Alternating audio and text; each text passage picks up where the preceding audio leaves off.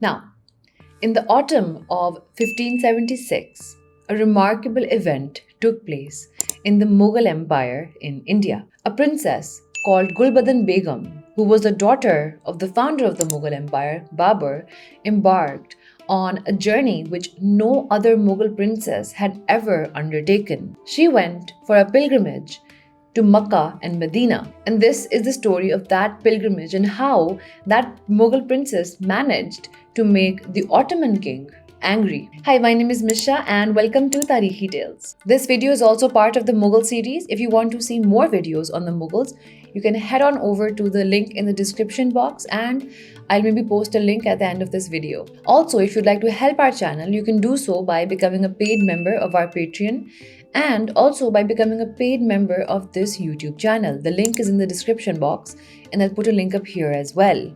If you're in Pakistan, you can also help by choosing the number on the screen, or you can like, share, subscribe, comment.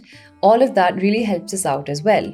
Thank you. Now, at the time that this princess, Gulbadan Begum, decides to embark on this journey, she was 53 years old. And she went on this pilgrimage along with 11 other royal women from within her family, and they left the courts at Fatehpur Sikri. And going on a pilgrimage back then was not going on a pilgrimage like today. It is difficult still today, but in that day and age, this journey was going to take Gulbadan Begum at least 6 years. Now, even though this pilgrimage was quite significant because this was the first time that a Mughal woman had decided to go alone on this pilgrimage, and maybe because they wanted to protect the privacy of these women, but we don't have too much detail about this. We do have enough to be able to tell you a really good story. Now, like I've mentioned in one of my previous videos, Gulbadan Begum was actually a historian, and her work, the Humayun-Nama, is actually very well liked by historians today because of how it's written and how raw it is. And the funny thing is that even though she's a historian and she wrote the Humayun-Nama,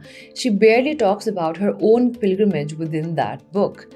It could also be that maybe she talked about it, but because we have part of the Humayun-Nama missing today, maybe it was in that. But we do have some historians today like Ruby Lal who were really interested in Gulbadan's journey, and they did extensive research and pieced together her pilgrimage to Makkah and Madina. Now, this pilgrimage, this voyage was a grand affair. It wasn't like just getting up and going. It was a huge state affair. And this took place during the reign of Emperor Akbar, who was a nephew of Gulbadan Begum, and he provided ample resources to his aunt. These resources also included two of the first grand Mughal ships that were ever commissioned by Akbar. They were called the Salimi and the Ilahi. And the royal cohort also carried a substantial amount of wealth. They had gold-lined chests filled with gold and silver, thousands of rupees in cash, and 12,000 dresses of honor, which were to be distributed as alms. Some accounts of this voyage actually talk about how people lined streets and streets were crowded with people to be able to see the departure of this grand entourage on this pilgrimage. But even with all the money in the world, what Akbar could not guarantee was safe passage and an easy journey.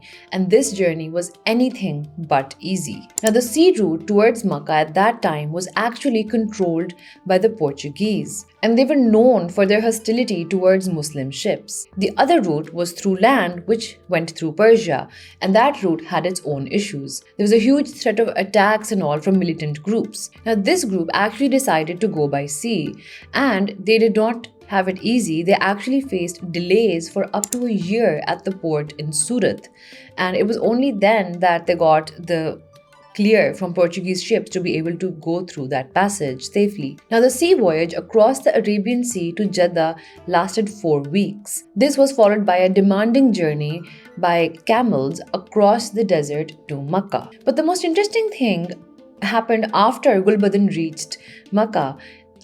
After reaching there and performing the pilgrimage, Gulbadan and her partners basically decided that, well, we're going to stay in Makkah. And they stayed there for another 4 years.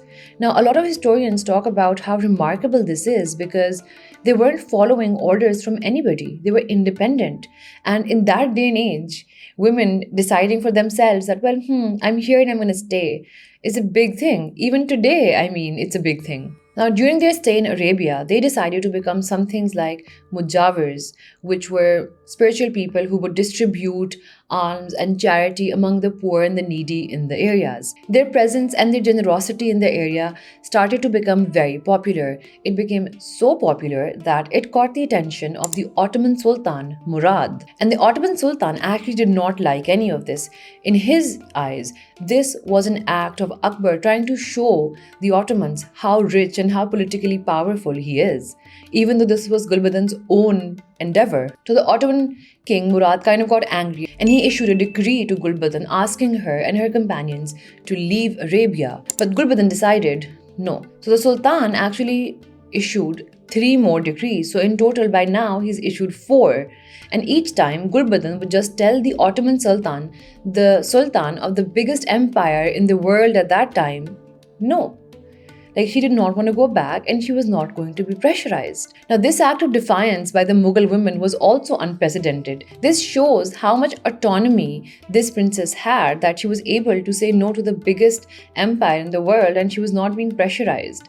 But then, the Ottoman Sultan actually used a term in the decree, in the 5th decree that he sent to them, and he used a severe term in the Turkish language called namishru, which basically means inappropriate or erroneous. Now, this term itself was actually so significant that it drew the displeasure of Akbar himself and made Akbar angry that you can't talk to the women from my household this way. So it was only after this 5th decree that Gulbadan and her cohort finally decided that, okay, we're going to leave Arabia and go back to the Mughal Empire. They finally departed in 1580 and reached India in 1582. Now, upon her arrival, Gulbadan was actually welcomed back and was given a lot of honors and rewards for her remarkable journey.